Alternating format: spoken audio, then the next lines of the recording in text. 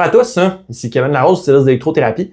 Aujourd'hui, on va parler d'ergothérapie et puis de comment on conjugue l'électrothérapie dans la prise en charge, justement, en ergothérapie avec ma collègue Christine Noël du groupe Ergo Ressources ici à Val-Bélair, à Québec. Donc, elle va pouvoir se présenter, on va parler un petit peu de sa pratique, de son expérience personnelle aussi avec cette modalité-là qu'elle a eu le plaisir de pouvoir utiliser et essayer. Puis, on va faire un petit recap ensuite là, de comment justement que ça se passe, cette intégration-là, dans sa pratique. Donc, bonjour Christine. Bonjour Kevin.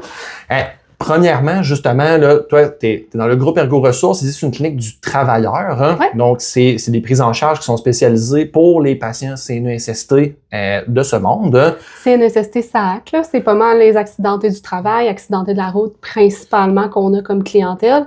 Notre modèle de clinique du travailleur s'adresse justement aux travailleurs qui sont blessés, peu importe. On a aussi des clients privés, mais c'est plus notre philosophie de modèle de pratique. Là. Excellent. Puis, toi, justement, dans ta pratique, au fil des années, tu as développé une expertise avec cette clientèle-là. Ça fait quelques années quand même que tu pratiques ici.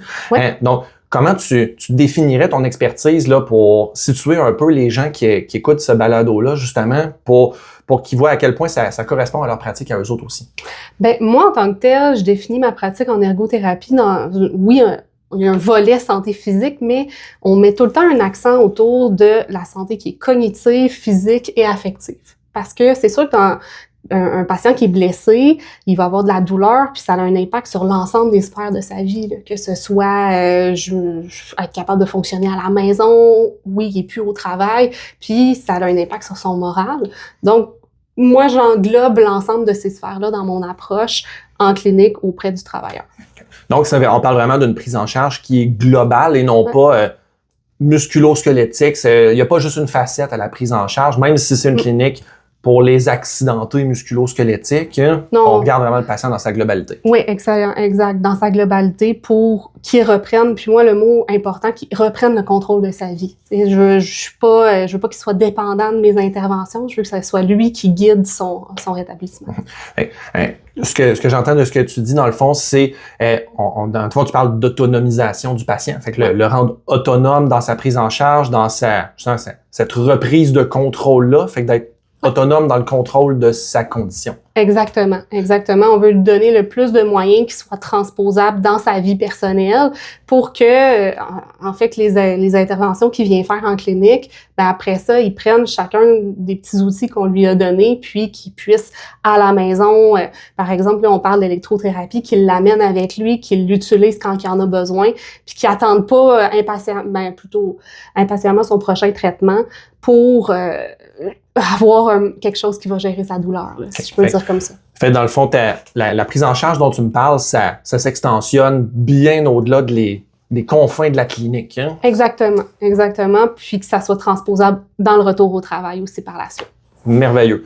Puis, justement, à travers cette prise en charge-là, je me doute que tu utilises plusieurs outils, puis la question va peut-être être difficile, mais si tu aurais à sortir 2-3 tes outils là, comme de choix que tu fais comme ça, là, lundi matin, il y a un travailleur qui rentre dans la clinique, ça va ressembler à ça une journée typique là, avec Christine.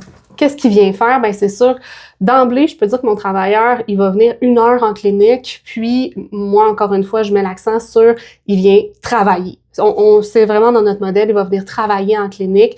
Donc, il arrive, on lui a fait un plan d'intervention où ça va être des activités qui ressemblent à ses tâches de travail, puis il va venir les exécuter. Donc, je vais prendre l'exemple fictif, un mécanicien. Là. Il s'est blessé à l'épaule, il va venir faire une routine de je vais travailler sous le capot, je vais lever des pneus parce que je vais avoir à le faire. Tout ça, on le fait progressif. Puis dans mes outils que je vais utiliser, c'est sûr que j'ai beaucoup d'enseignements sur la gestion des limites. Je veux qu'il soit capable de bouger, mais pas trop. Je dis souvent, j'accepte que ça soit désagréable, mais pas douloureux, là. On va être vraiment dans un juste milieu. Fait que c'est là tout notre rôle d'accompagnement du client. Puis sinon, dans des modalités de gestion de douleur, vraiment, ben oui, il va y avoir entre autres le TENS qu'on peut utiliser, qui va l'aider à se mobiliser. Moi, je suis vraiment dans un modèle comme ça, là. Je veux qu'il se mobilise en utilisant le TENS. Ça peut être de l'automassage ou autre stratégie, des stratégies d'étirement. Ça peut être aussi, exemple, on va faire de l'enseignement postural pour qu'il soit mieux placé en faisant la tâche. Puis tout ça dans un but qu'il soit capable de refaire progressivement son travail, qu'il reprenne la confiance en lui en faisant ces tâches-là en clinique, puis qu'on le transpose dans un retour. Fait si je résume ce que tu viens de oui, me dire. Oui, j'ai parlé beaucoup. En gros, parce que c'est du vocabulaire que je reconnais beaucoup à travers le monde de la physiothérapie, de l'ergothérapie, de la santé en général. Là. Fait c'est de la réadaptation que tu fais dans la fonction, sauf que l'on parle vraiment des activités de travail, malgré que ça peut bien se transférer aux activités de la vie quotidienne du patient aussi, j'imagine. Tout à fait. Au-delà de justement la réadaptation dans la fonction, tu as dit quelque chose tantôt là, de justement, c'est l'activation, mais pas trop, mais pas assez non plus. Je sais qu'on a probablement plusieurs physios qui écoutent ce balado-là, puis qu'eux autres, dans leur tête, ça sonne très quantification du stress mécanique, on ne jure que par ça. Fait dans le fond, c'est un concept que vous aussi, vous utilisez en ergo, mais là, tantôt, tu me parlais de gestion d'énergie, fait qu'on est au-delà du stress mécanique, mais comme les stresseurs, qu'ils soient mécaniques, psychologiques, cognitifs, que tu disais. Tout à fait. Ben, en fait, c'est la gestion d'énergie peut être autant physique, cognitive, affective, un peu comme je disais tout à l'heure, c'est que on va aller valider qu'est-ce qui fait en sorte que ça gruge l'énergie du patient? Qu'est-ce qui vient faire qu'il dépasse sa limite? C'est quoi son premier signe qui indique qu'il a peut-être dépassé sa limite? Ça peut être, oui, j'ai un peu plus mal, mais pour certains des clients, c'est « Oh, je me sens plus fatiguée. Oh, j'ai perdu l'attention sur ce que je faisais. » Fait que chaque signe, ça peut être vraiment autre chose que uniquement physique au départ. Fait qu'on essaie de comprendre c'est quoi ce que moi j'appelle la zone jaune et non pas je suis rendu dans le rouge là puis j'ai dépassé puis ça va pas bien. Fait que c'est quoi mon jaune qui va m'indiquer je prends une pause, je vais aller utiliser un peu d'automassage, je vais bouger, je vais m'étirer pour valider je suis rendu où dans mon processus de mon plan de traitement là aujourd'hui en clinique, puis que je transpose ça dans ma vie personnelle puis au travail. Fait c'est un cheminement là, de ce que j'en comprends, c'est un cheminement qui est très personnel / très subjectif pour le patient. C'est comme tu dis, tu sais, c'est lui qui le sait. Justement, il y en a qui vont dire, ah ben moi, c'est un petit peu de douleur. Moi, je me sens fatigué. Je me doute qu'il y en a que ça doit avoir de l'impact sur tout ce qui est sommeil, humeur et autres facettes du patient là, qui peuvent être associées parce que on le sait que la plupart des raisons de consultation, souvent, c'est la douleur. Hein? Tout à fait. Fait c'est comment tu conjugues ça un petit peu dans ta pratique, justement, d'avoir autant de facettes à évaluer sur la douleur. Hein. Quand un patient arrive, tu peux pas le savoir d'avance, c'est pas écrit dans sa face. Hein. C'est quoi sa lumière jaune? Hein? Oui, ben je pense que ça passe par notre évaluation puis le rôle de l'ergothérapeute. Nous, on a vraiment une évaluation qui est globale puis qui est moins centrée sur un seul aspect qui est la santé physique.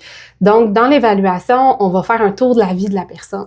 On va valider est-ce que même il y a un contexte financier qui peut être stressant présentement parce que je suis en arrêt de travail puis que ça peut contribuer. Est-ce que j'ai un problème familial qui est sous-jacent puis qui fait en sorte que je me sens pas bien puis que je suis plus stressée, fait que je me crispe plus puis j'ai plus mal. Donc, c'est dans l'ensemble de cette évaluation-là qu'on va statuer ou mieux comprendre le client qu'on accompagne puis qu'on va essayer d'agir sur chacun des facteurs progressivement. C'est sûr qu'il y en a qu'on n'a pas de marge de manœuvre, mais au moins qu'on le sache, ben ça permet qu'on soit à l'écoute de ces problématiques-là puis qu'on puisse bien l'accompagner. Là. Fait on revient à, comme tu disais tantôt, à la prise en charge globale du patient, là, de tout ce qui est bio-psychosocial, là, donc pas juste le musculo-squelettique, mais comme tous les autres aspects, justement, entre autres, gestion d'énergie, je sais que vous êtes très forte là-dedans, très fort et forte en ergothérapie sur la gestion d'énergie. Puis souvent, on se réfère à vous même en physio pour faire correct. J'en demande-tu trop? Parce que justement, cette quantification de de stress mécanique-là, de l'énergie, elle est peut-être plus difficile à cibler pour nous autres. Hein. Toi, justement, comment t'intègres ça, cette gestion-là de l'énergie, parce que je me doute que c'est pas juste de laisser erreur avec le patient, de comment je t'ai trop poussé, la fois d'après, je vais y aller plus mollo. T'as-tu des trucs à donner, justement, pour peu importe le professionnel de la santé qui accompagne un patient puis qui veut peut-être, justement, plus savoir ce qu'il fait que juste de laisser erreur pour de la gestion d'énergie? Ben, je pense que déjà, on peut utiliser des outils. Nous, on va utiliser l'échelle de Berg qui va de 1 à 20 pour statuer. Quand le client vient faire son exercice, ben, on veut qu'il note cet exercice-là, ça a été quoi? Ça a-tu été vraiment, vraiment facile ou vraiment extrêmement difficile? Puis ça, c'est sûr que ça va nous aider à doser l'effort de l'exercice à venir. Est-ce que j'augmente un peu l'exigence? Je vais faire 4 répétitions de ouvrir, fermer le capot ou je vais en faire 0 la prochaine fois parce que ça a été vraiment trop difficile puis on va changer puis aller chercher quelque chose de plus facile. Fait que déjà, d'avoir un moyen qui me permette connaître mieux les barèmes de mon client, de si c'est trop facile, trop difficile, ça peut m'aider à mieux comprendre comment il gère sa douleur et son énergie dans l'activation. Ensuite de ça, ben, je peux dire que dans mon accompagnement, ben, je l'ai un peu noté là, ou nommé, mais c'est tout l'aspect de progression. Comment y aller petit à petit, puis étape par étape, d'avoir une finalité qui est pas... Des fois, je dis le haut de la montagne. Là. Je veux pas. Oui, c'est le travail qui est là, mais pour me rendre, c'est quoi ma première étape? Ben, c'est peut-être de juste être capable de sortir de mon lit puis de pas être impacté pour le reste de ma journée parce que j'ai eu trop mal. Fait que c'est de décortiquer comme ça avec le patient dans son quotidien, c'est quoi qui l'impacte pour diminuer puis l'accompagner un peu mieux. Oui, mais justement, je sais quand on a parlé dernièrement là, dans un autre balado de décortiquer le mouvement pour un patient. Là, de ce que j'en comprends, toi, c'est vraiment on décortique la vie, la routine du patient. Tu te parlais d'avoir de la misère à se lever du lit, qui est la première étape pour aller au travail généralement. La première étape, c'est sortir du lit. Fait tu prends vraiment un pas de recul de plus, justement, avec les patients pour encore plus global que juste la globalité de la condition. Mais là, c'est vraiment, tu regardes sa vie au final. Tout à fait, exactement. Je vais voir plus en détail, puis nous, on appelle ça en ergo, c'est vraiment de l'analyse de la tâche. Mais de l'analyse de la tâche, c'est de l'analyse de l'ensemble de son quotidien, de ses routines, de est-ce qu'il fait quelque chose à la maison qui le limite, puis tout ça, on fait ça en même temps dans le traitement là, d'activation en clinique. Là. Fait que c'est chargé des traitements. Oui, ça paraît pas des fois chargé, mais c'est tout le temps être en observation puis en analyse de notre client, de l'accompagner, de sentir qu'il est supporté aussi dans l'ensemble de cette démarche-là. Ouais, inévitablement. Puis tout ce que tu me décris là, c'est très justement, c'est très personnel à chaque patient. Je me doute que en fait, je sais qu'il n'y a pas un patient qui est pareil, hein, malgré la condition, le diagnostic sur le papier, qui est peut-être le même. Hein. Justement, parlant de vivre la douleur de manière personnelle, là, t'as toi-même pu expérimenter dans la dernière année les joies de la maternité. Ouais, on va le dire comme ça. Effectivement. Puis, justement, t'avais un TENS avec toi pour pouvoir t'aider à avoir, tantôt tu parlais de contrôle, justement. Fait que je suis curieux, justement, de savoir, tu sais, quand tu l'as utilisé, que ce soit avant, pendant, après, peu importe, mais de comment tu l'as utilisé, puis justement, comment tu as vécu ça, justement, décortique ta tâche. Hein? OK, je vais y aller comme ça. Moi, c'est sûr que le TENS, ça m'a été vraiment utile lors de mon accouchement. Pour moi, c'était un moyen, encore une fois, j'avais à m'apporter, puis tu l'as bien nommé, qui me permet d'avoir un meilleur contrôle. Je vais pas aller dire que j'ai un contrôle sur mes contractions, là, c'est vraiment pas ça, mais je le recommande parce que ça me donnait l'occasion de mieux cerner qu'est-ce qui allait arriver, comment moi je pouvais, je veux pas dire peut-être affronter un peu la situation, mais de me sentir moins livrée à moi-même et dépourvue de moyens, qu'est-ce que j'allais faire. Bon, j'avais plein d'autres stratégies, mais je dirais que c'est elle qui m'a le plus aidée. Puis, à ce jour, je peux utiliser mon expérience pour en parler aux clients de comment ça peut être bénéfique. Oui, exactement. Tu l'as bien nommé, de transposer ça parce que on le sait que dans le curriculum d'ergothérapie, c'est pas couvert l'électrothérapie de par le fait que c'est les énergies invasives, on garde ça en physiothérapie, puis c'est correct pour l'instant. Mais justement, suite à cette expérience-là que toi tu as vécue, comment tu transposes ça avec tes patients, justement? Parce que, tu sais, c'est une chose de savoir qu'est-ce que c'est, de savoir la théorie derrière de pourquoi ça aide, Ouais. de comment ça aide, mais de l'avoir expérimenté soi-même, hein, Ouais. dans un contexte, on dirait pas que tu étais pathologique, mais où est-ce que tu avais vraiment de la douleur, puis pas juste je l'essaye pour voir comment ça file, là. Ouais. Comment tu transposes ça, justement, dans ta pratique? Ben, en fait, c'est que maintenant que je connais un peu plus comment fonctionne l'appareil, déjà, tu l'as bien nommé, là, en ergo, on est complètement c'est un monde inconnu là, au départ, puis que j'ai appris un peu plus à connaître, je dirais, même avec vous, toi, puis que dorénavant, je peux te dire à mes clients, ben, regarde, c'est quelque chose que tu peux avoir qui est comme, oui, tu as de la médication, oui, mais ça te permet d'utiliser en bougeant. Là. Moi, je vais être super, je vais encourager en fait mes clients à l'utiliser en actif. Je suis pas celle qui va dire couche-toi, bouge pas, là, c'est vraiment pas mon genre, vraiment pas. C'est pas ce qu'on prône non plus en ergothérapie, mais je vais dire, regarde, ça te permet d'en faire, puis des fois juste un petit peu plus, puis de te sentir encore capable de continuer. Puis c'est ce petit pas-là qui va peut-être nous permettre de, exemple, avoir un petit peu plus d'oxygène dans le muscle parce que je bouge un peu plus, donc de récupérer, mon tissu va être capable de récupérer, puis je vais avoir plus de chair autour de l'os, donc mon corps va se soutenir, puis va me permettre de mieux gérer ma douleur à travers tout ça. Fait que moi, je dis que c'est des fois ce qui va me permettre d'aller un peu plus loin. Puis c'est la même affaire un peu pour moi. Tu sais, oui, je suis allée vers l'épidurale, mais ça m'a permis d'aller un peu plus loin puis de l'utiliser plus tard. Ben, excellent. Puis tu sais, on parle tout le temps de, tu sais, je suis au service d'électrothérapie, on parle tout le temps d'utilisation à domicile, puis toute l'équipe pour le patient, chose qui est très correcte.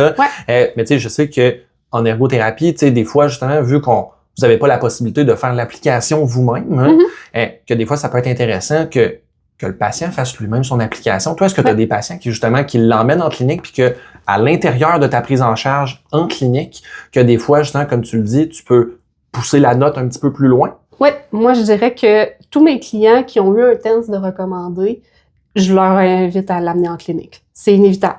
Je veux qu'ils bougent avec, je veux qu'ils l'utilisent, je veux qu'ils l'apprivoisent pour l'avoir comme méthode avec eux, puis que ça les aide. Fait que oui, c'est ce qui me permet d'aller un peu plus loin de un exercice qu'ils n'étaient pas capables de faire, qu'on est peut-être capable de faire une minute ou un 30 secondes de plus, par exemple, puis d'augmenter au fur et à mesure. J'ai même certains clients que c'est ce qui leur a permis de mettre un premier pied au travail parce que on était capable de mieux gérer la douleur assise, donc de faire une affectation temporaire de travail en position assise, de me lever, oui, d'utiliser les autres stratégies, mais d'être capable de tolérer plus longtemps la position assise. Merveilleux. Puis, justement, tu sais, là, on l'a effleuré tantôt, justement, que ça fait pas partie du curriculum de base, en ergothérapie. Comment tu conjugues ça dans ta pratique? Tu sais, je sais qu'ici, à la clinique, vous êtes multidisciplinaire. Tu sais, vous avez des physios, des technologues en physiothérapie aussi dans la clinique, avec vous autres, les ergos. Comment tu vois ça, justement, ce travail de collaboration-là? Est-ce que tu vas vers la gang de physio pour, quand tu as des questions, comment ça marche, justement? Parce que je me doute que vous avez des patients en commun, justement. Tout à fait. Mais en fait, oui, Groupe Ergo Ressources, on a un partenaire ici qui est Kinatex Val-Bélair, puis on a Samuel qui est technologue, puis on a la chance qu'elle fait l'enseignement après réception du TENS de comment la modalité est utilisée. Chaque semaine, on a des rencontres interdisciplinaires, on discute des cas patients, si je peux dire de même, de comment qu'on peut avancer dans le processus, puis l'aider davantage. Puis, au fur et à mesure, c'est sûr qu'on peut demander à Sam, ça serait-tu un moyen approprié pour ce client-là? Y a-tu une contre-indication qui fait que ça serait pas bien? Est-ce que tu peux le tester à la limite comme avec lui lors d'une séance? Puis, après ça, on détermine est-ce qu'on le recommande tous ensemble, puis ça, on va de l'avant avec le moyen. Fait que oui, c'est un facilitateur. Là. Fait en gros, de l'avoir intégré dans ta pratique tranquillement, de l'avoir utilisé toi-même, là, d'avoir, comme tu disais, Samuel, qui est technologue, qui est formé ici sur place. Hein. En gros, de ce que j'en comprends de ce que tu me dis, ça a permis de nourrir un petit peu ces conversations-là multidisciplinaires par rapport à des dossiers, de faire comme je peux contribuer maintenant à la partie de la réflexion là-dessus, parce que je l'ai essayé, je l'ai vécu, t'as toi-même eu un enseignement, tu l'as vécu en tant que patiente. Tout à fait.